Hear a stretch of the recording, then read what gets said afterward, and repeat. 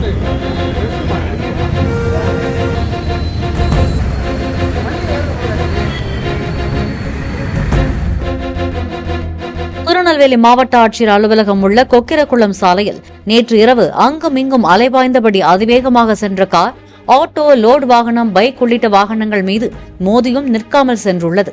பாதிக்கப்பட்ட வாகன ஓட்டிகளும் போலீசாரும் அந்த காரை விரட்டிச் சென்று வண்ணார்பேட்டை ரவுண்டானா அருகே மடக்கினர். மதுபோதையில் இருந்த ஓட்டுநர் ஒரு அமைச்சரின் பெயரை குறிப்பிட்டு தங்களை மிரட்டியதாக பாதிக்கப்பட்ட ஒரு காரின் உரிமையாளரான வழக்கறிஞர் சீனிவாசன் தெரிவித்தார்.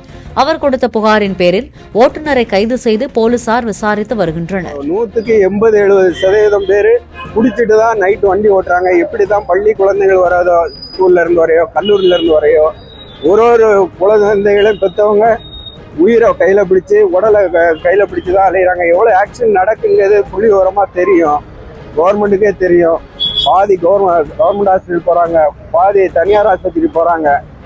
இந்த குடி சீர்கேடுகள் உள்ளவங்களுக்கு இதை விட பெனால்ட்டி அதிகமா போடணும், சட்டத்தை இருக்க விடணும்.